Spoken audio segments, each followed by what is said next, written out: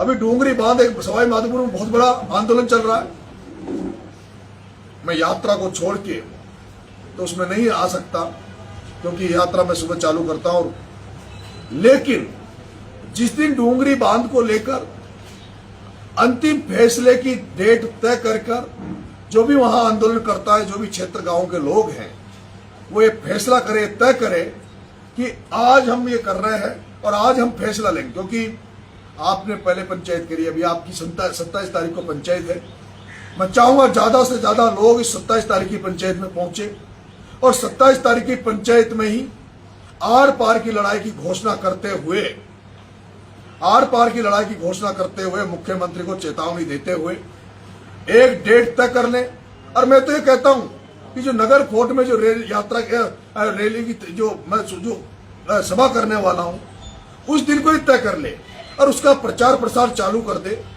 मैं गारंटी देता हूं कि पप्पू धाकड़ के मामले की सीबीआई जांच कराने की गारंटी मेरी है। डूंगरी बांध में चाहे मेरी जान चली जाए, इन मुद्दों के लिए मैं जिद्दी बहुत हूं। मैं बहुत जिद्दी हूं और मैं गुस्सेल भी इसलिए हूं कि मैं किसी काम के लिए लगता हूं तो पूरी ताकत से, पूरे मन से लगता हूं। मैं पप्पू धाकड़ को न्याय दिलाकर रहूंगा। डूंगरी बांध वालों लोगों से मैं कहना चाहूंगा, आप 27 तारीख को तय कर लो। उसके बाद छोटी छोटी पंचायतें, अभी पंचायतें बड़ी मत करो। आप तो अब हर गांव, क्षेत्र गांव में पंचायतें करो। क्षेत्र गांव को लामबंद करो। वहां के बुजुर्गों को, वहां की माताओं को, वहां के बच्चों को, वहां के युवाओं को, और ये कहो कि हमारा सब कुछ नष्ट हो जाएगा, जमीन हाथ से निकल जाएगी, मकान हाथ से निकल जाएगा, हमारे बच्चे, हमारे मकान, हमारे घर वाले कहां जाएंगे। अगर उसके लिए 10 दिन 15 दिन अगर भूखे भी रहना पड़े तो भूखे रहे।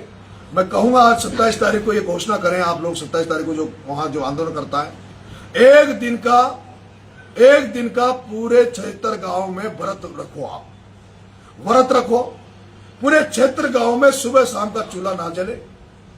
और उसका जो मैसेज जाएगा, इससे यह होगा कि हर व्यक्ति आपके इस आंदोलन से जुड़ जाएगा। क्योंकि गांव में एक परिवार में डेथ हो जाने पर, गांव में चूल्हे नहीं जलते। तो ये क्षेत्र गांव के लाखों लोगों की जीवन मरण का मामला है, लाखों लोगों के मरने का मामला है। इसलिए मैं कहूंगा 27 तारीख को अब तय करें एक दिन कि आज के दिन पूरे क्षेत्र गांव में भूख हड़ताल रखी जाएगी और क्षेत्र गांव के लोग उस दिन चूल्हा नहीं जलाए। क्षेत्र गांव के लोग सुबह से लेकर गांव का एक चौपाल जहां होती है वहां निश्चित कर ले और उन चौपालों पर महिलाएं, बुजुर्ग, युवा, छात्र सब लोग बैठे, हमारे महान पुरुषों की तस्वीरें लगाए और इस आंदोलन को एक नया रूप दे। पंचायतें, सभाएं होती है, नेता अपनी दुकान चलाने के लिए इनमें आ जाएंगे। नेताओं ने कभी भी किसी को न्याय नहीं दिलाया। जब भी न्याय मिला जनता की दम पे मिला है। नेता भी जनता को इस्तेमाल करते हैं। नेताओं को जहां लगता है कि यहाँ भीड़ हो रही है, वहां नेता जाते हैं। बिना भीड़ के नेता नहीं जाते। इसलिए मैं कहता हूं, डूंगरी बांध के मामले में किसी के आगे हाथ फैलाने की जरूरत नहीं है, किसी के आगे गिड़गिड़ाने की जरूरत नहीं है।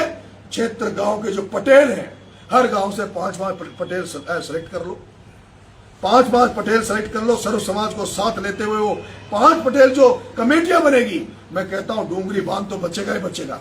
इस बहाने जो मेरी एक मुहिम चल रही है, जो मुहिम नशा मुक्त राजस्थान बनाने की, जो मुहिम मिलाखोरी की, इसमें जब आप बोलोगे तो और तो नहीं, लेकिन ये नशा भी आपके एरिया में जो फैल रहा है, डूंगरी एरिया में, सपोर्टरा के आसपास, और जिस तरह से लोग गांव बर्बाद हो रहे हैं, उसका भी इसमें रखो ताकि जन चेतना आए। और जब गांव वाले एक जगह बैठेंगे, बच्चे, बुजुर्ग, माताएं, बहनें बैठेगी, आपके गांव में सौहार्द बनेगा, आपके गांव में भाईचारा बनेगा, आपके गांव में रचनात्मक काम होंगे। एक दिन मेरा ये सुझाव है, मेरा निवेदन, आग्रह है कि ये किया जाए। उसके बाद प्रभात फेरियां निकालो गांव में। शाम के समय पूरे गांव में जिस तरह से प्रभात फेरियां निकलती थी, भजन करते हुए मंडलियों को तैयार करो।